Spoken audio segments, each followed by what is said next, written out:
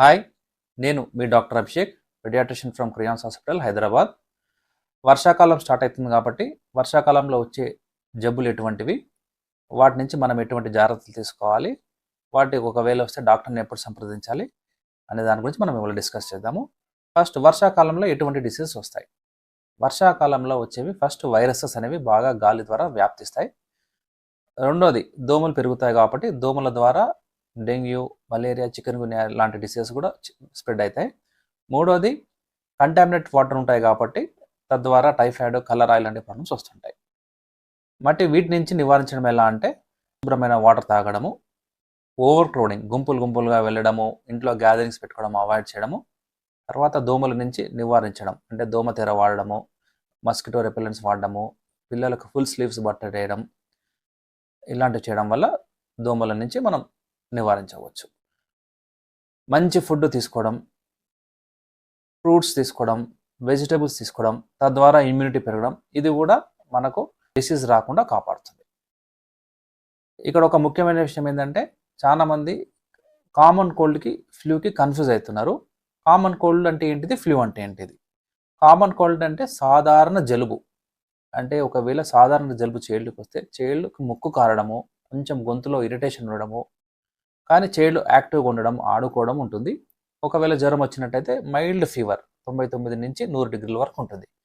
అదే కనుక మనం ఫ్లూలో అయితే చేళ్ళు సడన్గా జ్వరం స్టార్ట్ కావడం, హై ఫీవర్ రావడము, బాగా బలహీనంగా ఉండడము, దమ్ము ఆయాసం రావడం, ఎక్స్ట్రీమ్ వీక్నెస్తో వెళ్ళిపోవడం, డిహైడ్రేషన్ రావడం ఉంటుంది. ఇలా ఉన్నప్పుడు మాత్రం మీరు ఇమీడియట్గా ఎమర్జెన్సీగా హాస్పిటల్కి వెళ్ళాల్సి ఉంటుంది. అదే సాధారణ జలుబుకి అయితే మీరు హోమ్ మేనేజ్మెంట్ చేసుకున్నా సరిపోతుంది. హోమ్ మేనేజ్మెంట్ ఏంటంటే ప్లెంటీ ఆఫ్ ఫ్లూయిడ్స్, బాగా వాటర్ తాకిపించాలి, నిమ్మరసం తాకిపించాలి, మజ్జిగ తాకిపించాలి, కొబ్బరి బొండాలు తాకిపించాలి.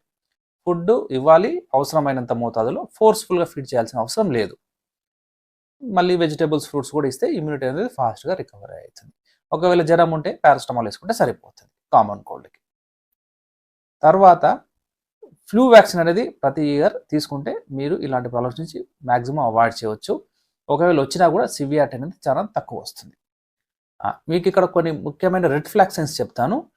ఏ టైంలో హాస్పిటల్కి ఇమీడియట్గా వెళ్ళాలి, ఎటువంటి పిల్లలకి అడ్మిషన్ అవసరం పడుతుంది అంటే, ఏ పిల్లలకైతే హై ఫీవర్ స్పైక్స్ ఉండి బాగా వీక్నెస్ ఉంటుందో, సివియర్ బాడీ పెయిన్స్ ఉంటాయో, యూరిన్ అవుట్పుట్ బాగా తగ్గుతుందో, లేదా ఎవరైతే దమ్ము ఆయాసం తీసుకుంటారో, రంగు మారడం, నీలిం కలర్ రావడమో, వీళ్ళకి మాత్రం మీరు దయచేసి ఇమీడియట్గా హాస్పిటల్కి వెళ్ళాల్సిన అవసరం ఉంటుంది. వీటినే మనం రెడ్ ఫ్లాగ్ సైన్స్ అని అంటాం. చాలా మంది వర్షంలో తడడం వల్ల జలుబు వస్తుందని అనుకుంటారు, కానీ అది టోటలీ అవాస్తవం. వర్షం వల్ల జలుబు అనేది రాదు, ఎందుకంటే వర్షంలో వైరస్ ఉండదు. వర్షాకాలంలో పెరిగిన హ్యూమిడిటీ వల్ల, ప్రాక్సిమిటీ వల్ల, తగ్గిన ఇమ్యూనిటీ వల్ల వైరస్ స్ప్రెడ్ అవుతుంది. అంటే పబ్లిక్ అనేది గుంపులుగా ఉంటారు, ప్రాక్సిమిటీగా ఉంటారు, వెంటిలేషన్ సరిగ్గా ఉండదు, ఇండోర్స్లో ఉంటారు, తద్వారా వైరస్ వ్యాప్తి చెందుతుంది. ఇమ్యూనిటీ, ఎవరికైతే ఇమ్యూనిటీ తక్కువ ఉంటుందో వాళ్ళకి ఈజీగా వ్యాప్తి చెందుతుంది.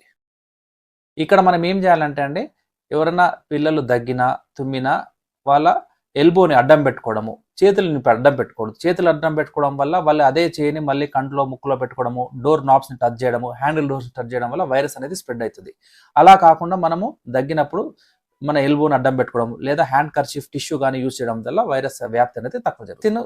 ముఖ్యంగా పిల్లలు, pregnant women, senior citizens, chronic lung diseases లేదా క్రానిక్ హార్ట్ ప్రాబ్లమ్స్ ఉన్న వాళ్ళైతే కంపల్సరీగా తీసుకోవాలి. అది అందరూ తీసుకున్నా మంచిదే. Thank you. మరిన్ని హెల్త్ అప్డేట్స్ కోసం నా ఛానల్ ఫాలో కండి, సబ్స్క్రైబ్ చేసుకోండి.